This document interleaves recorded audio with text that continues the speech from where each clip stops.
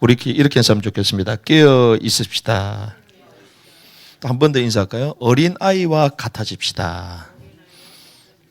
왜 갑자기 어린아이와 같아져야 되냐? 천국은 누구의 것이다?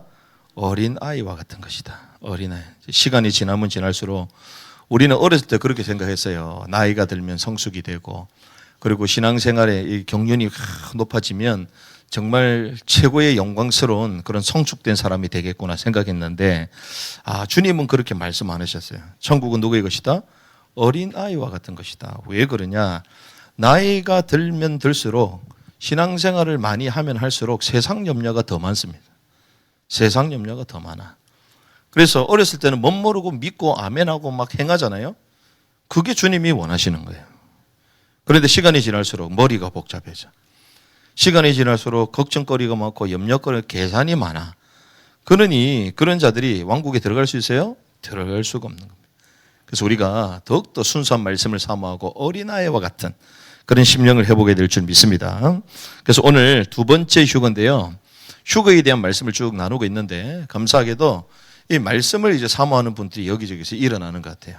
그래서 구원론에 대해서도, 그리고 신학적으로 왜 이리 충돌이 되는지, 그러면서도 궁금해했던 종말론에 대해서, 그런 분들이 이제 만나서 이 내용들을 전하고, 그리고 그 말씀들을 깨달아가는 분들이 한 분씩 한 분씩 또 세워지는데, 휴거에 대해서도 많은 분들이 궁금해합니다. 어떤 사람은 있다, 어떤 사람은 없다. 또 있더라도 어떻게 일어나느냐, 또 언제 일어나느냐, 그 대상이 무엇인가, 이런 거 구분을 잘 못하는 가운데 있는데, 저와 여러분들은 이 휴거에 대한 말씀을 나누는 가운데, 지난주는 우리 첫 번째 휴거, 오늘은 이제 두 번째인데, 그 두 번째 휴거가 언제 일어나냐? 대환란 전에 첫 열매 휴거가 일어난다는 거예요. 그래서 성경의 온전한 진리의 말씀이 우리의 것이 되고, 그 말씀이 지식으로 머무는 것이 아니라 실제로 내 삶에 적용되는 은혜가 있기를 주님이 축원합니다. 그래서 사실 종교는 선한 겁니다. 종교는 선한 거지만 진리는 아니죠, 사실. 그래서 우리는 종교를 따라가는 게 아니라 무엇을 따라갑니까? 진리를 따라가는 거예요, 진리. 그래서 많은 종교들은 그 종교가 주장하는 책들이 있습니다. 그 종교의 해설서, 그 격들이 있는데, 그걸 대부분 뭐로 써져 있냐면 도덕경으로 되어 있어요. 도덕경. 그 종교의 책들 경전이 도덕경으로, 이렇게 해야 된다, 저렇게 해야 된다, 이제 착한 일을 행해야 된다, 다 이렇게 얘기합니다. 그런데 성경만이 진리를 말해요. 성경이 어떤 진리를 말하고 있습니까? 많은 종교들이 선을 이루라고 얘기합니다. 이렇게 해야 된다, 저렇게 해야 된다, 도덕을 얘기합니다. 그런데 그 선을 이룰 수 없는 인간의 근본 문제에 대해서 얘기해요. 인간의 근본 상태에 대해서 고발합니다. 그게 뭡니까? 그게 죄요, 죄. 거기에 대해서 얘기해요. 그리고 죄로 말미암아 우리는 뭐가 됐다? 오염됐다. 이걸 성경에서만 말해요. 그런데 그 원인이 무엇인가? 또 그에 대한 해답이 뭐냐? 그래서 이 인간이 해결할 수 없는 죄 문제를 해결하기 위하여 하나님이신 그분이 직접 오셔서 우리를 뭐 하신 것입니까? 구속하신 것이다. 그걸 성경에만 말합니다. 그래서 구원자 되시고 구속자 되신 그리스도를 성경에서만 말하는 거예요. 그런데 그분을 믿을 때에 구원받는 정도가 아니라, 그분은 우리를 구속하시고 무엇을 주기 원하신다? 천국을 주기 원하신다. 하나님의 왕국을 주기 원하신다. 영원한 천국을 상속으로 주길 원하신다. 이게 성경에 나와 있는 거예요. 성경에. 그래서 우리가 이번 주가 이제 고난주간이고 이제 부활주일 다음 주에 하게 되는데, 수많은 종교, 수많은 도덕경이 있지만 우리 인간의 죄의 문제를 해결할 수 있는, 그 죄의 문제가 어디서부터 나왔고 어떻게 그 결과가 이루어지는지를 말할 수 없는데 성경만 다 얘기해 주는 거예요. 그래서 그 성경에서 말씀하시는 그 그리스도, 우리에게 구원을 주시고 우리에게 영원한 왕국을 허락하시는 그 부활의 주님을 체험하는 한 주간 되어야 될 줄 믿습니다. 그런 가운데에 이 성경의 또 특징이 있습니다. 이 성경의 권위가 있는데요. 이 성경의 권위가 어느 정도의 권위냐? 성경만이 예언하고 성취됩니다. 예언하고 성취가 돼요. 그래서 예언과 성취로 되어 있는데 그 말은 이 성취가 무엇을 통하여 알 수 있습니까? 역사 속에서 알 수 있어요. 역사 속에. 성취됐다라는 것을 무엇을 통해서요? 역사를 통하여 알 수 있는 거잖아요. 그래서 그 역사, 예언되고 성취됐음을 역사를 통하여 알 수 있다는 것은 이 성경의 실체, 하나님이신 그분은 누구 위에 존재한다? 역사 위에 존재함을 알 수 있는, 역사 위에 존재하신. 그래서 그분은 역사의 주관자가 되는, 주관자. 역사의 주관자. 그래서 오늘 오후에는 성경에 대해서, 특별히 창조에 대해서 말씀을 좀 볼 건데, 많은 사람들이 착각합니다. 그냥 우연이다, 진화가 됐다. 아니요. 하나님의 철저한, 철두철미한 설계도를 가지고 이 땅이 제작됐음을 알 수가 있어요. 그렇다고 우리는 과학을 부인하지 않습니다. 어떤 사람은 이제 또 과학을 부인하면서 성경에서 이러니까 성경은 6,000년이다. 인간의 나이를 계산하니까 6,000년이다. 이렇게 얘기하거든요. 그게 맞습니다. 그런데 그것만 있지 않아요. 성경에서 말하는 거. 성경이 잘못된 게 아니라 우리 해석이 잘못된 해석. 그게 뭐가 잘못됐는지 오늘 또 말씀 볼 건데, 주님은 역사의 주관자가 되신다. 그래서 지금도 하나님의 말씀은 성취된 줄 믿습니다. 푸른 마르고 꽃은 시드나 우리 여호와의 말씀, 하나님의 말씀은 영영이 서리라 하라. 주님의 말씀은 여전히 성취가 되는 거예요. 마태복음 5장 17절에서 18절의 말씀 보니까 천지는 없어지겠거니와 하나님의 말씀은 1.1획이 변한다 안 변한다? 안 변한다. 안 변한다. 그래서 역사는 우연이 아니라 전진하는 것입니다. 전진. 역사는요, 하나의 목표를 향해 달려가는 거예요. 그래서 인류의 역사는 막연하게 돌아가는 것이 아니고, 그리고 우연하게 진행이 되는 것도 아니고, 그리고 역사가요, 갑자기 사라지는 것도 아닙니다. 그래서 여러분들 미래에 대해서 걱정하지 않기를 바랍니다. 그래서 오로지 무엇을 붙잡아야 되냐? 하나님의 말씀을 붙들어야 된다. 그래서 역사는 우연이 아닌데 성경에서는요, 이 역사가 전진하고 끝을 향하여 간다고 얘기합니다. 끝을 향하여. 그런데 이 끝을 향하여 가는 가운데에 주님이 이 땅에 다시 오시죠. 그걸 재림이라고 얘기합니다. 재림. 재림 전에 종말이 있음을 얘기해요. 종말이 있음을. 그리고 이 종말 가운데에 뭐가 있다? 대환란. 이것이 있음을 성경에 말하고 있습니다. 그런데 이것만 말하는 것이 아니라 이 가운데에, 이 전에 뭐가 있다? 믿는 자들 가운데에 휴거될 사람이 있다고 말하는 거예요. 있다고. 그냥 종말이 오고 그냥 대환란이 터지고 그러면서 마지막 때 이런저런 어려움이 있다라고 우리를 막 미워하고 두렵게 만드는 게 아니라 그 끝 지점에 뭐가 있다? 휴거가 있다는, 휴거가 있다. 그 휴거의 신앙, 휴거의 소망을 담아야 될 줄 믿습니다. 성경에서 이걸 말하는 거예요. 그래서 그 믿는 자들 가운데에 휴거가 있음을 말하는데, 그래서 오늘은 몇 번째요? 두 번째 휴거에 대해서 말씀을 나누는 거예요. 주님의 말씀이 예언대로 그분이 십자가를 지시기 위하여 이 땅에 오셨습니다. 그걸 우리는 뭐라 얘기하죠? 초림. 초림. 그래서 그분이 십자가를 지시고 뭐 하셨습니까? 부활하시고 승천하셨습니다. 하늘 보좌, 하늘의 왕자에 계십니다. 그러면서 지금 부활하신 주님께서 승천하시기 직전에 제자들에게 말씀하셨죠. 너희는 가서 모든 족속을 뭘 삼아라? 제자를 삼아라. 그런데 제자는 무엇입니까? 아버지와 아들과 성령의 이름으로 세례를 주고 너에게 분부한 모든 것을 뭐하라? 가르쳐 지키게 하라. 주님의 말씀을 가르쳐 지키는 자들이 제자인 줄 믿습니다. 지킨다는 건 믿는 자입니까? 행하는 자입니까? 행하는 자야. 행함이 없으면 제자가 될 수가 없어요. 그래서 제자가. 왜? 믿는 자는 뭡니까? 예수 그리스도의 죽으심과 부활을 믿는 거는 이미 신자가 된 거예요. 그렇죠? 신자 가운데 주님이 뭐? 제자가 되라. 제자를 뭐 하라? 삼아라. 삼아라고 말씀하셨어요. 되어진다 얘기 안 합니다. 자동적으로 제자라고 말하지 않습니다. 삼아라 말하는 거예요. 그래서 공의를 해르고 하나님의 뜻을 이루는 자들을 이렇게 세우라고 말씀하신 거예요. 그래서 우리는 이 시대를 뭐라고 얘기합니까? 교회 시대다. 교회 시대. 교회 시대. 지금 저와 여러분들 신약 시대, 교회 시대를 지금 살아가는 거예요. 교회 시대. 교회 시대. 그런 가운데에 주님이 이 땅에 다시 오실 것이다. 그걸 뭐라고 합니까? 재림이라고 말하잖아요. 재림. 주님의 재림. 지난번에 말씀을 나눴습니다. 주님 재림하실 때 이 위에 공중 재림. 공중에서 무엇을요? 공중에서 뭐 하십니까? 그리스도의 심판석이 세워지잖아요.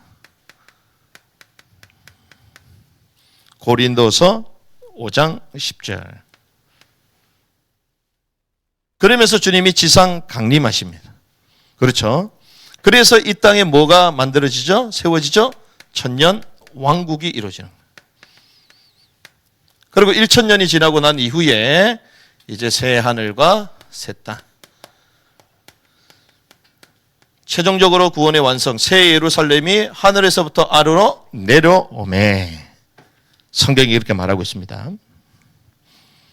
그런데 주님 이 땅에 오시기 직전에, 이 재림 직전에 이 땅에 무엇이 있다고요? 대환란이 있다는 거예요. 대환란. 대환란. 그래서 우리는 종말 시대를 살아가고 있지만, 말세시말의 시대를 살아가고 있지만, 마지막 주님이 오시기 직전 대환란이 3년 반입니다. 대환란이 이 땅에 있다는 거예요. 오늘 그래서 포인트가요, 요 대환란. 여기는 우리가 다 아는 내용들이기 때문에 도표를 잘 봐야 됩니다. 시기가 어디라고요? 대환란 시기. 지금 대환란이 왔어 안 왔어요? 안 왔습니다. 지금은 이제 교회 시대를 저와 살아가고 있잖아요. 그래서 땅끝까지 복음을 막 증가하는 거예요. 그래서 마태복음 24장 14절 은혜의 복음이요 천국 복음이요 천국 복음 왕국의 복음 모든 민족에게 증언되어야 할 그제야 끝이 올 것이다. 왕국의 복음은 무엇입니까?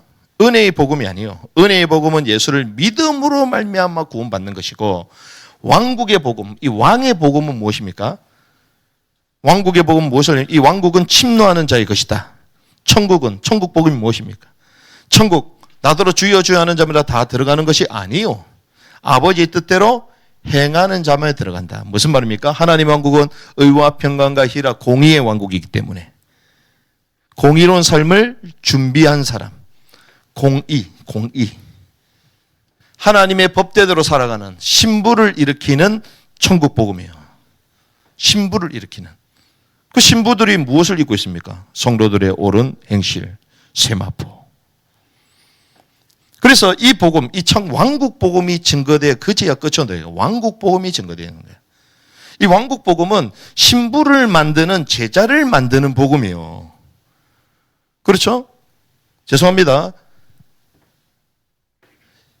소위 말하는 제자를 일으키고 신부를 일으키는 복음이 왕국 복음이에요. 그냥 신자, 구원 얻게 만드는 믿음을 주는 복음이 아니에요. 그 복음은 은혜의 복음, 은혜의 복음. 은혜로 말미암아 구원받으니까. 그렇죠? 그 성경이 뭐라고요? 왕국의 복음. 너희는 가서 뭘 삼아라? 제자를 삼아라. 제자가 결국 무엇입니까? 신부죠. 이 복음을 증거해야 되는 거예요. 이 복음. 그래서 예수 믿으면 끝났다. 그런 사람들이 전 세계 쫙 모여서 주님 안 오십니다. 왜? 신랑 되신 주님이 이 땅에 오실 때 누가 준비돼요? 신부가 준비되잖아요. 신부. 신부들이 근데 무슨 옷을 입고 있다? 세마포 입고 있다. 이 세마포는 무엇이죠? 성도들의 옳은 행실이다. 행실.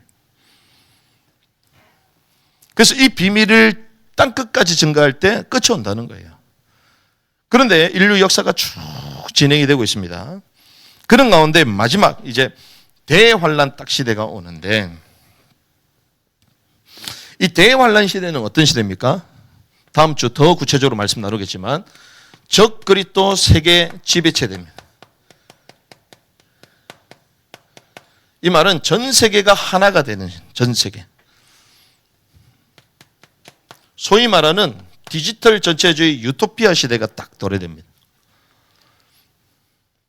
그래서 전 세계가 딱 하나가 되는 시대. 하나 된 세계, 하나 된 세계. Great Reset 들어보셨죠? 전 세계가 하나가 된 세계. 뭐 시스템이든 언어든 수, 경제 모든 게 하나가 돼요. 다 똑같은 사고. 그러니까 종교도 통합이 되고 전세 통합 세계가 돼요. 그러는 가운데에 하나 된 세계로 쭉 가다가 이 중간 지점에 전 3년반과 후 3년반이 나눠지는데 이 중간 지점에 멸망에 가증한 것이 거룩한 산에 선 것을 보거든 제3성전이 실제로 딱 세워집니다. 그래서 거기에다 어떻게 경배하라 얘기하잖아요. 누굴 경배하라? 적그리스도 나를 경배하라. 경배하지 않는 자에게 경배하는 자에게 매매 표를 주잖아요. 매매 666. 그 경배하지 않는 자에게 매매를 하지 못하도록 만드는 거예요. 그래서 엄청난 대환란의 시기가 있는 거예요. 그런데 이 대환란의 기준을 가지고 지난번에 우리가 말씀을 나눴습니다. 누가복음 16장 19절에서 31절 죽은 자들의 혼이 땅 속에 있잖아요. 땅 속에 음부에 있습니다. 그래서 주님은 죽으시고 장사한 지 3일 만에 부활하셨잖아요. 그래서 잠자는 자들이 첫 열매라고 말씀하셨죠. 그분이 그래서 승천하셨습니다. 이런 가운데에 첫 번째 휴거가 있다고 얘기했잖아요. 첫 번째 휴거. 첫 번째 휴거가 무엇이었습니까? 대환란 직전에 누구부터? 죽은 자들의 혼부터. 죽은 자들. 여기서 첫 번째 휴거가 있다고 얘기를 했습니다. 첫 번째 휴거가 있을 것이다. 계시록 12장 산의 아이 나옵니다. 오늘 두 번째 휴거가 있는데요. 이 두 번째 휴거는 대환란 직전에 실제로 이 땅에 살고 있는 자들 가운데 대환란 직전에 사람들이 살아가고 있잖아요. 그 살아가고 있는 자들 가운데에 이기는 자가 이제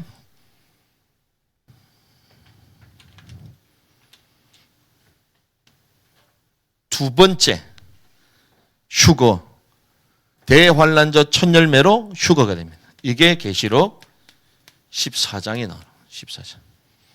그러니까 도표를 여러분 잘 보셔야 합니다. 대환란 전에 휴거가 있는데 대상이 두 종류의 대상이잖아요. 이기는 자들 가운데 살아있는 자가 있고 죽은 자들이 있고.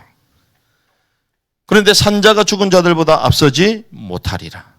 왜? 더 오랫동안 주님을 기다리면서 잠들었기 때문에. 이들이 죽었다고 얘기합니까? 성경은 잠잔다 그러잖아요. 이들이 일어나는 거예요. 부활 휴거가 되는 거죠. 그래서 성경은 예언하고 성취되고 인류 역사는 그대로 주님의 오심을 향하여 달려가고 전진하고 있는데 그런 과정 가운데에 면밀하게 세밀하게 믿는 자들 가운데 이기는 자들은 휴거가 될 것이다. 그걸 다 설명해 주셨다는 거예요. 그래서 지난주에 말씀을 나눴습니다. 첫 번째 마태복음 25장에 대해서 말씀을 나눴는데 오늘 24장에도 보면요. 그때에라고 나옵니다. 그때에. 주님께서 마태복음 24장 25장 대환란 마지막 세상 끝 종말의 표적에 대해서 얘기합니다. 종말의 표적. 자, 종말에 일어날 표적에 대해서 말씀하시면서 여기 이제 휴거가 될 것을 말씀하셨는데 휴거의 대표자가 누굽니까? 에녹이잖아요. 에녹. 에녹처럼 휴거가 될 것을 말씀하신 거예요. 그래서 자기가 이해 안 된다고 성경에 없는 게 아닙니다. 휴거 이러면 사람들이 이상하게 생각하는데 에녹이 휴거했다니까요. 에녹이. 들림을 받았잖아요. 그래서 첫 번째 죽은 자들의 휴거, 아까 지 말씀 나눴죠? 첫 번째 휴거는 누구라고요? 죽은 자들 가운데.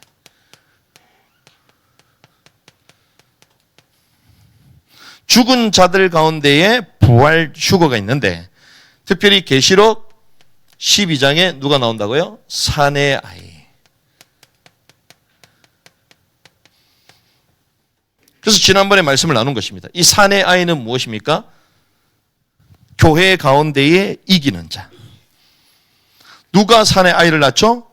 여자, 처녀가 낳죠. 그 처녀는 성경에 뭐라고 얘기합니까? 교회의 위치가 처녀라고 말하죠. 여호와는 나의 무엇이다? 남편이시다. 그래서 해, 달, 별이 나왔습니다. 갈수록 밝아지는.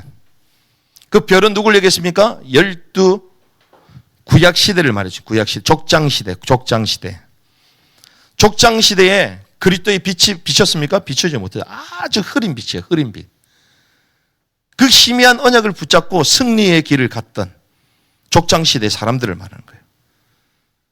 성경의 별을 뭐라고 합니까? 계시록에 보니까 7별, 7교회 주의 사자들.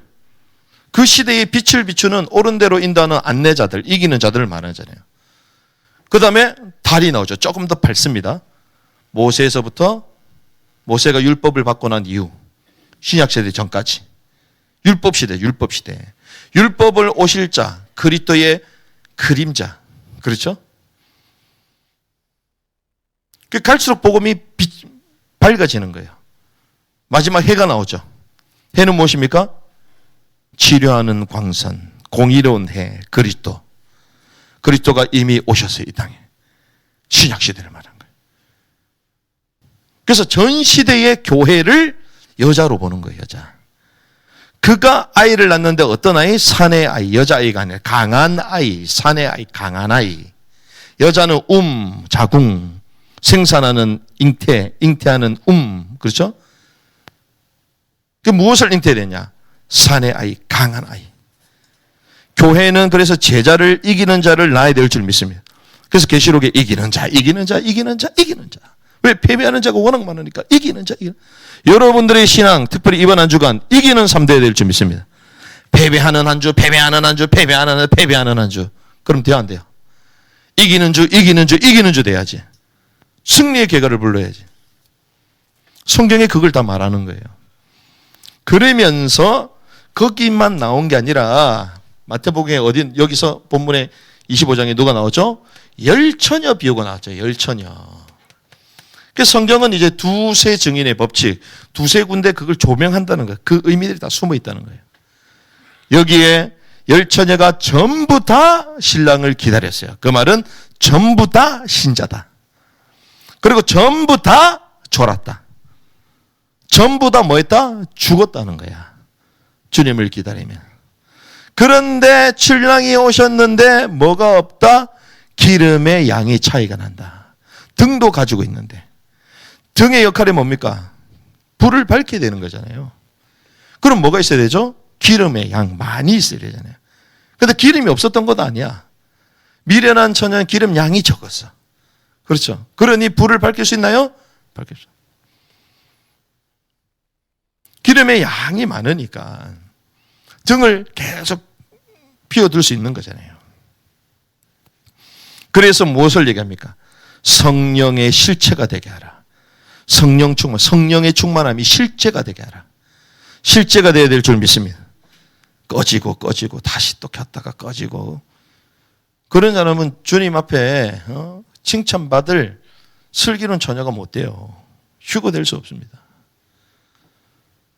실수하고 연약하다 할지라도 날마다 그리스도의 언약 붙들고 일어나고 공의를 행하고 주의 뜻을 행하고 자기 생각을 꺾고 견해를 꺾고 주님의 통치를 받으며 주님의 임재 가운데 몸부림을 치고 이런 자들이 주님 앞에 슬기는 처녀로 불림 받는 거예요.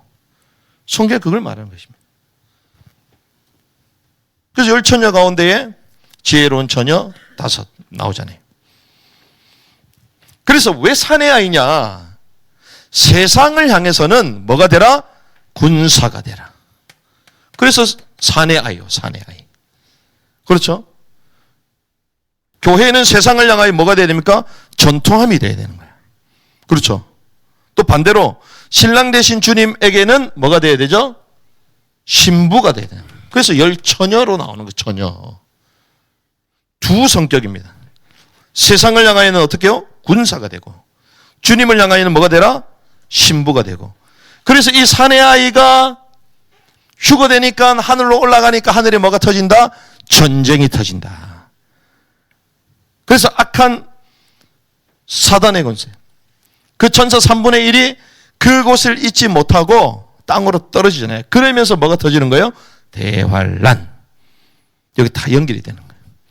뭐 했기 때문에? 하늘에 전쟁이 있었기 때문에. 하늘의 전쟁. 이게 지난주에 말씀을 나눴던 거예요. 그러면서 24장 36절 그리고 44절, 여기에 뭐가 나오냐면요, 노아 홍수 시대를 얘기합니다. 마지막 때 일어날 일들에 대해서 주님이 말씀하시면서 무엇을 비교하시냐면요, 노아 홍수 시대를 얘기해요. 마지막 때 어떤 시대와 같다? 노아 홍수 시대와 같다. 근데 여기에 누가 나옵니까? 들에 있는 남자. 들에서 일하는 사람이 남자, 여자요? 남자.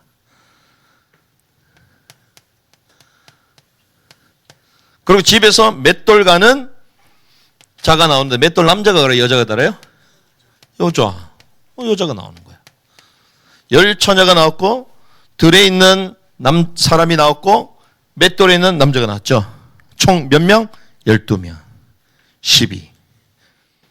휴거에 대한. 여기 보니까 그들이 들에 있는 남자, 맷돌을 갈고 있는 여자, 이 두 종류가 나오는데, 한 사람은 버려둠을 당하고 한 사람은 데려간다고 되어 있습니다.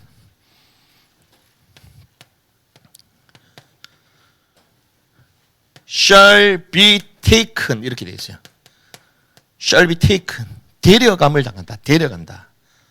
갑자기 사라지는 거예요. 그런데 언제요? 이 사람들은 죽은 자들, 죽은 신자들이 아닙니다. 실제로 일하고 있다는 거예요. 실제로. 대환란 직전에 들에서 일하고 있는 사람, 맷돌 가는 여자, 뭐가 되어다? 데려간다. 뭘 얘기하는 거예요? 휴거를 말하는. 휴거를. 그래서 42절과 44절에 이렇게 갑니다. 그러므로 뭐 하고 있어라? 깨어 있으라고 해요. 그러므로 깨어 있으라.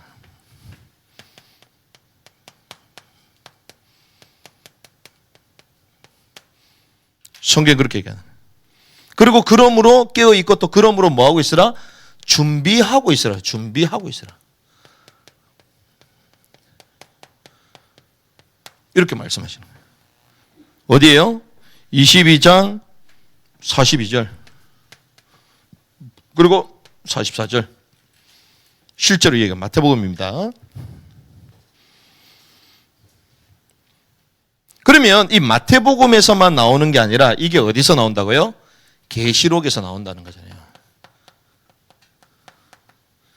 계시록 14장을 QSD 해보면 두 번째 휴거된 자들의 모습이 나온다는 거예요.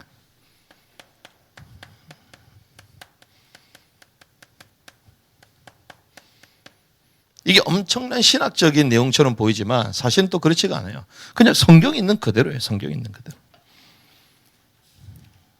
그래서 계시록 14장에 이제 말씀을 보시면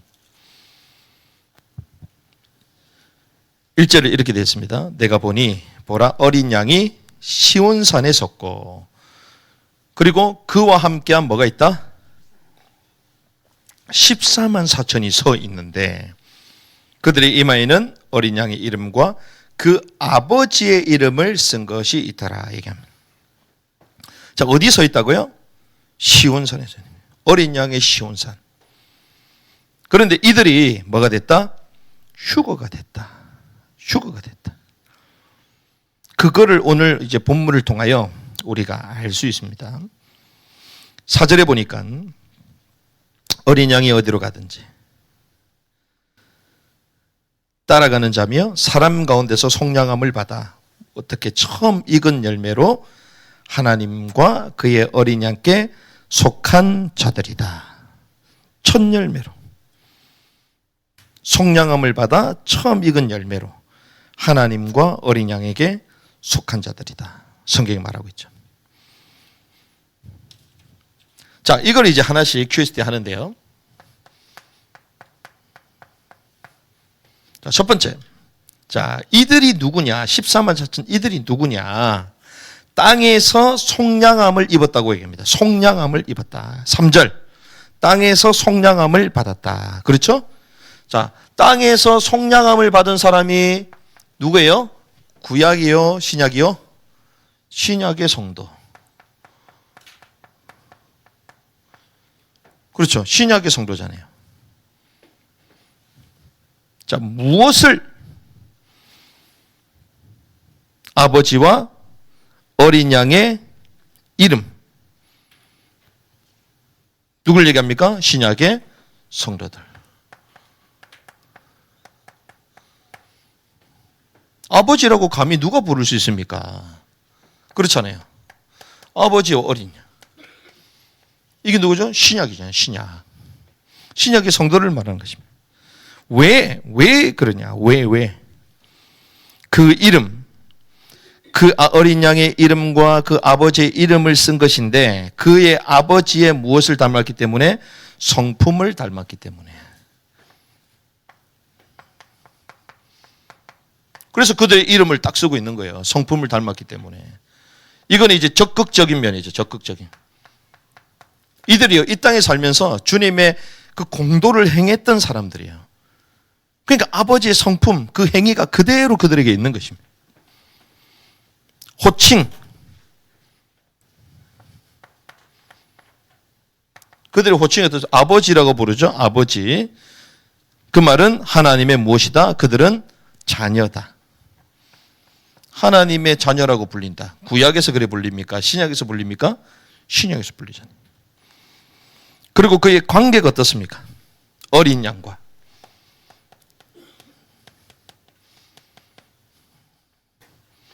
속량하신 분이다. 속량하신 분이다. 이게 신약이요, 신약. 속량하신 분. 예수 그리스도께서 우리를 구속하시고 속량하신 줄 믿습니다. 죄에서 속량하신 분이에요. 그리고 그들이 무엇을 부릅니까? 옛 노래를 부릅니까? 새 노래를 불러요. 새 노래를 부르는 자들 누굽니까? 신약의 사람들. 어디에 섰습니까? 어린 양 시온산에 섰어요. 시온산. 하늘에 선 것이죠. 시온산에서, 어린 양 시온산에 섰다. 신약 성도를 말해요. 그 특징이 뭡니까? 처음 익은 열매다. 처음 익었다는 것은 뭐가 없다? 흠이 없다는 거예요. 흠이 없다. 그런데 그들을 구별합니다. 어떻게 구별하냐? 14만 4천이 두 번이 나오는데 14만 4천이라고 나오잖아요. 이 14만 4천이 어떻게 나오냐? 교회 중에 구별된 자들인데 그 교회는 상징으로 이스라엘 유대인들은 문자 그대로 풀죠. 그러면 이게 무슨 말입니까? 12, 12사도, 12제자, 12지파. 구약을 대표하는 12, 신약을 대표하는 12사도 12. 그리고 천, 꽉 찬 수, 만수라고 그러잖아요. 천 곱하기 12. 그럼 어떻게 됩니까? 14만 4천. 상징의 수예요. 상징의 수. 교회들 가운데에 이기는 자들이 14만 4천이 있다 이 말이 아니라 그 정도로 꽉 찬 수 있다는 거예요. 그걸 말하는 거예요. 그래서 두 번째 휴거된 자들의 모습이 14장에 나오는 거예요. 이 14만 4천, 여기에 대해서 사람들이 해석을 잘 하지 못합니다. 헷갈려하고. 근데 7장에 나오는 14만 4천은 유대인 이스라엘을 말하는 것이고 14장에 나온 것은 교회를 말하는 것인데 그 14만 4천은 말 그대로 이기는 자, 휴거되는 자를 말하는 거예요. 단순히 천국 간 걸 말하는 게 아니라 주님의 왕국이 이 땅에 임할 때에 주님의 왕국이 실현되는 줄 믿습니다. 그러니까 단순히 천국 간 게 아니에요. 하늘의 보좌에, 하늘의 시온산에 올라갔다가 함께 내려오는 거예요. 함께. 천만 성도 그 무리와 함께 내려온다 그러잖아요. 같이 내려오는 거예요. 그래서 대환란 전에 첫 열매 휴거가 있음을 알 수 있는데 마태복음 24장에 나오는 들에서 또한 집에서 맷돌을 가는 이 사람들이 등장했죠. 죽은 자들은 누굽니까? 죽은 자들은 열천여 비유에서 나왔죠. 이미 다 휴거되는 사람들이에요. 그리고 계시록 12장 그리고 14장 사내 아이 그리고 그 이후에 나오는 14만 4천 이것이 휴거된 자들 첫 열매 휴거가 나오는 것입니다. 그러면 이거를 주님께서 말씀하시면서 누가복음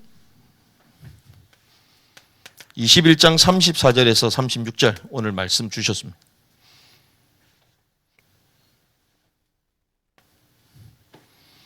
누가복음 보니까 주님께서 이렇게 말씀하셨잖아요. 앞으로 되어질 일들에 대해서 종말에서 쭉 얘기하시면서 앞으로 이런저런 일들이 일어날 것이다. 대환란 때 유대 땅에서 이런 일이 일어날 것이다. 쭉 설명하셨습니다.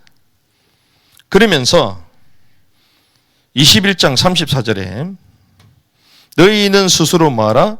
조심하라. 그러니까 스스로 주의하라는 거예요. 스스로. 스스로 주의하라.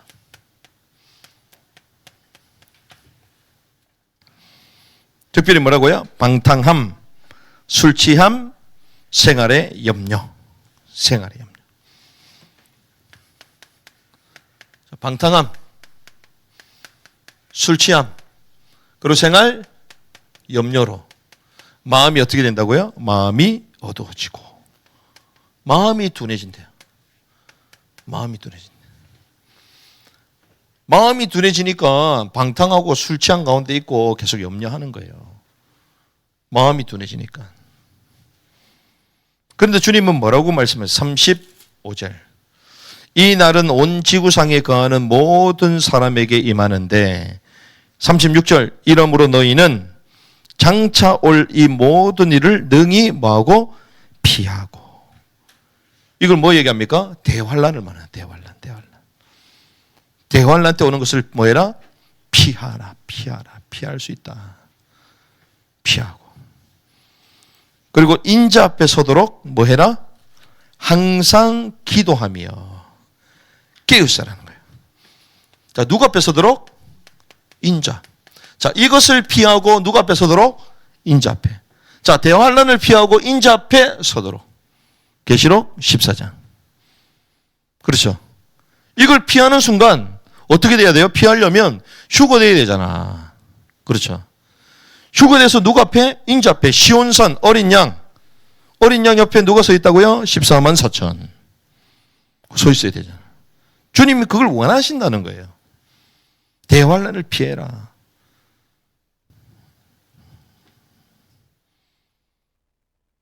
그래서 항상 깨어서 기도하는 거예요. 항상. 깨어서 기도해라. 그러면 항상 깨어서 기도한다는 게 무엇이겠습니까? 마치 무드셀라를 낳았던 에녹처럼. 에녹이 무드셀라를 낳았잖아요. 무드셀라 이름이 뭐라고요? 그가 죽으면 뭐가 온다?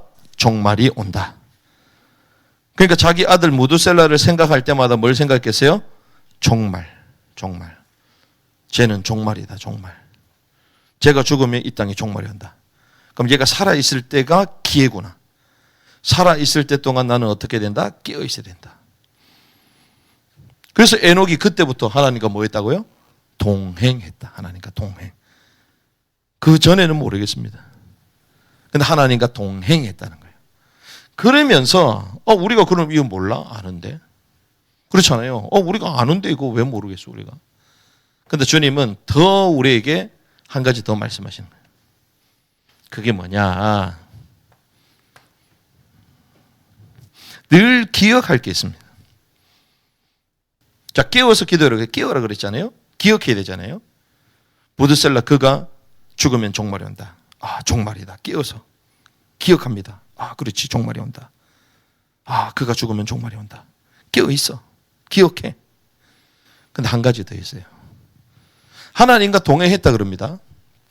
바울이 다메섹에서 주님을 만나고 난 이후에 주여 니시니까 그러잖아요. 주여 니시니까.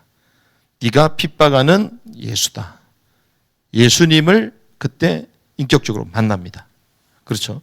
그 이후에 뭐라고 합니까? 진짜입니까? 이렇습니까? 아니요. 이미 끝났어. 이미 끝났어. 뭐랄까? 주여, 내가 행할 일이 무엇입니까? 행할 것. 내가 무엇을 행해야 할 것입니까? 무엇을 행해야 할 것입니까? 이게 바울의 질문이었습니다. 무슨 말입니까? 우리는 그냥 아는 거에서 계속 머물러요. 그래서 안 되는 겁니다. 아, 이게 그렇다 저렇다 알아. 끝이야. 그 사단한테 속는 거예요. 한 주간 동안 말씀 붙들고 알아. 알면 뭐합니까? 그게 영지주의거든요. 야, 복음 깨달으면 끝났다. 뭐가 끝났어요? 지금까지 그래 들어왔잖아요. 깨닫기만 하면 된다. 그냥 깨닫고 끝이야 그냥. 아닙니다. 그게 영지주의, 영지주의. 깨닫는 지식, 특별한 지식, 그게 있으면 끝난 것처럼. 아니요. 바울은 뭐라고요? 내가 무엇을 행해야 하리까? 뭘 얘기합니까? 행함. 오래 주셨던 말씀이 뭡니까? 혼의 구원을 이루는 말씀을 듣고 뭐하라? 행하라. 행하라. 그럼 우리가 깨어있다는 것이 무엇입니까? 행하는 것입니다. 무엇을 행하는 거요? 매주마다 주시는 말씀 가운데서 하나님 나는 무엇을 행해야 되겠습니까? 나의 미션을 찾는 거예요. 나의 공의를 찾는 것입니다. 왜? 생각해 보십시오. 하나님의 왕국은 어떤 왕국이라고요? 공의의 왕국이잖아요. 의로운 자들에게 상급으로 주시는 거잖아요. 이미 구원받은 신자들에게 상급으로 주시는 게 왕국입니다. 그것이 없는 자들에게는 슬퍼함에 이르가는 징계의 시간표가 있는 거예요. 그렇죠? 자, 그러면 마지막 때 깨어 있으라. 항상 주야만 깨어 있으라. 영적인 지식, 그것만 계속 깨닫고 가만히 있는데 주님이 휴구시키십니까? 아니요. 뭐 있는 자? 공의가 있는 자. 그래서요. 아, 바울이 내가 무엇을 행해야 할 것인가? 마태복음에 뭐라고 합니까? 그 행함으로 말미암아, 선한 행실로 말미암아 아버지께 영광이 되고 너희 선한 행실이 드러나게 해라. 선을 행한 게 하나도 없어요. 행한 게 하나도 없어. 그런 자가 어떻게 휴거가 됩니까? 그런 자가 어떻게 이기는 자가 돼요? 제자는 뭡니까? 분부한 모든 것을 가르쳐 지키는 행하는 거잖아요. 그렇죠? 그래서 이미 믿은 자들은 끝난 거예요. 근데 사단이요. 이것도 진짜 사단의 전략이지. 늘 계속 구원에 대해서 머물도록만 만드는 거예요, 사단이. 그러면서 또 구원에 대해서 계속 신학적인 논쟁만 하도록 계속 머물도록 만드는 거예요.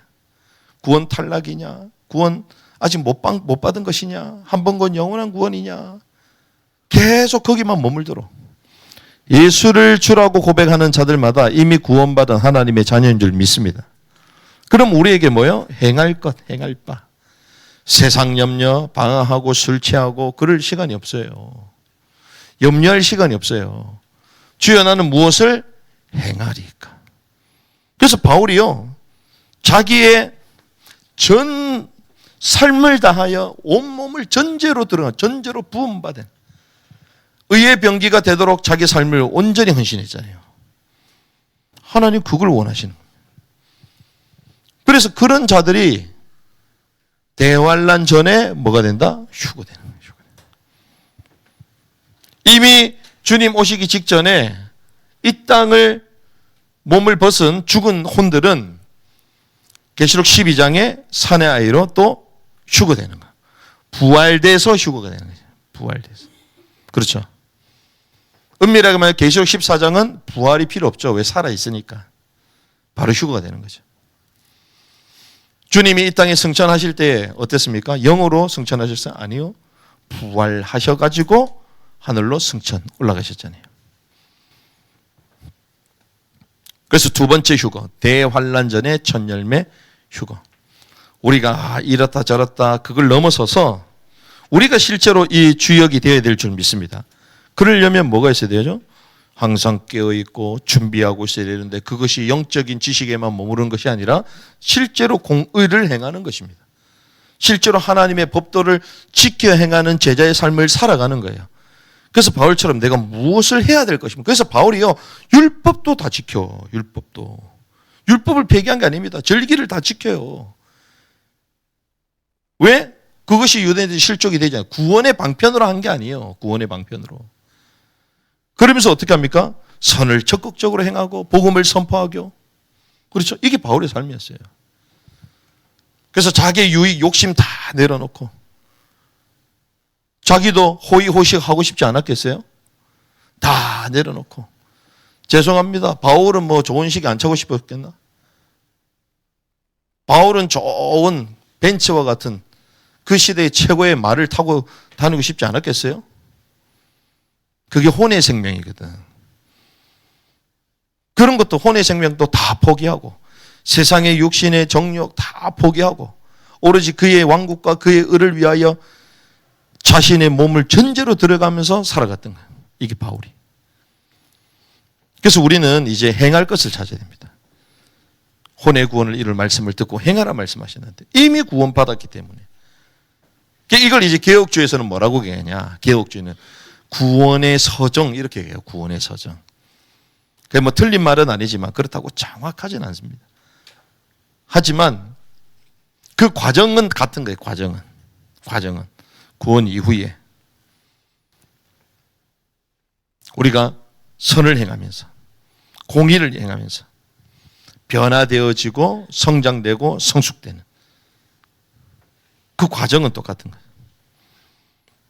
깨어있으라고 주님 말씀하셨습니다. 술 취하지 말고 방황하지 말고 염려하지 말라고 말씀하셨어요. 인자패에 설 수 있도록 항상 깨어서 기도해라.